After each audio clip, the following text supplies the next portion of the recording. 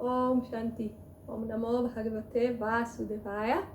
Welcome to another Yoga Small Talk, and we continue with 7 minutes Bhagavad Gita a day with the teachings on Karma Yoga and how we can continue to act and stay motivated and inspired and productive without being caught up in samsara, in the wheel of birth and death, this cycle of suffering, without getting too much emotionally involved, and as we grow spiritually, step away from our ego and step away from fear.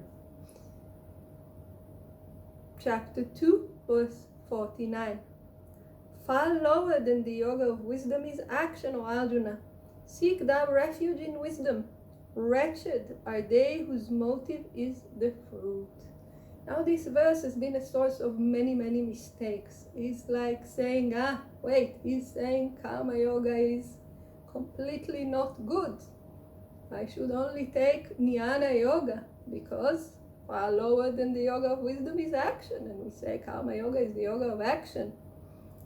But this is a mistaken understanding, because Karma Yoga is a yoga and it brings wisdom. And Swami Shivananda clarifies this for us.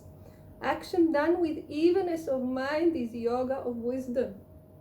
So simple, so concise, and so enlightening. Action done with the proper motive, with evenness of mind, is the yoga of wisdom.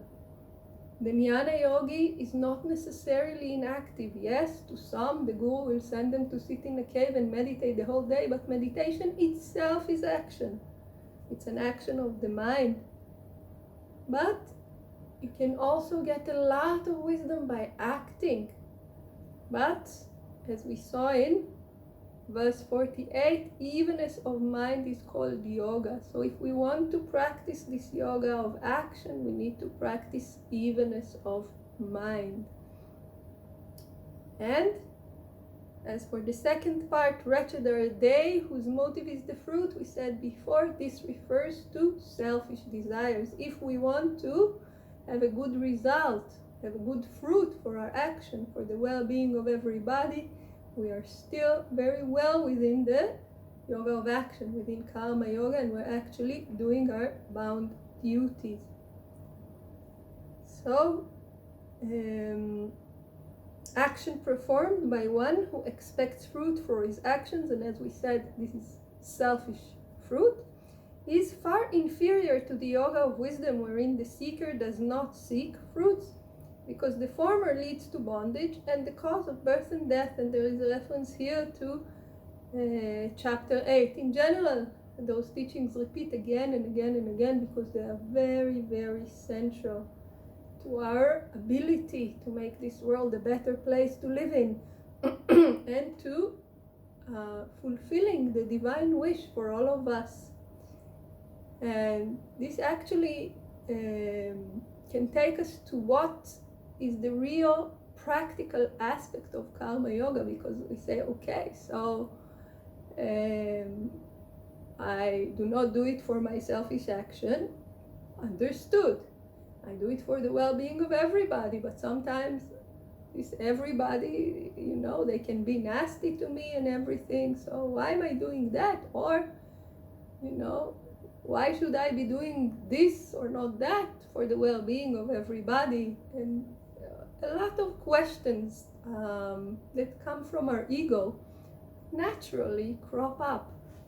So we are explained that Karma Yoga is actually following one's own dharma, one's own purpose in life, and living a life that follow virtues, truthfulness, non-injury, right? And things like generosity, kindness.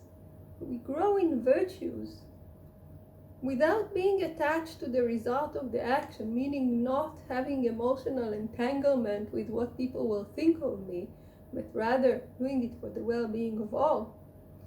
As it is in the hands of the Ishwara or God, meaning that the fruits of the action they don't come from us. And this is where the wisdom part comes, right? The fruit of the action is in the hands of God. God is the dispenser of the fruits of the action. This is the basis of the science of karma. So God is the dispenser of the fruit of the action, and I act, I do the best I can, but God will decide what will happen with this action, whether it will be fruitful or not, how this will influence me, etc. This is all in the hands of God. So understanding this and abiding in virtue and dharma, which is the embodiment of the divine will here on earth. So we are actually practicing the divine will, and by that alone we are offering our actions to God. And by saying, I understand that the fruit of the action will come as God shall will, this by itself is wisdom. And of course, in the beginning, it's very difficult for us to think in abstract terms. Okay, so I'm offering it to God, and it's too abstract for me. Maybe I cannot relate, especially in the West. It's difficult for many of us. So we say, I'm offering it to the well-being of the whole creation, which is, after all, nothing but the embodiment of the divine will. Creation is none other than God. One of the names of Lord Vishnu, the Creator, in the Vishnu Sahasranama, very beautiful narrations of the names of the Creator, Lord Vishnu, Narayana, is Vishvam, the whole.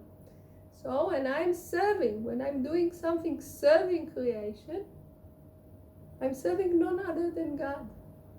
And by that we offer the fruits of the action to God, and whatever we get back, we take it as prasad, as the grace of God.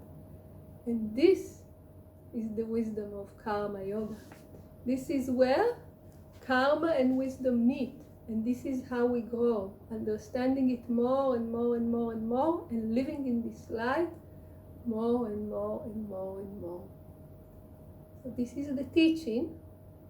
And the next few verses are a summary and another link to the highest knowledge through karma, through action.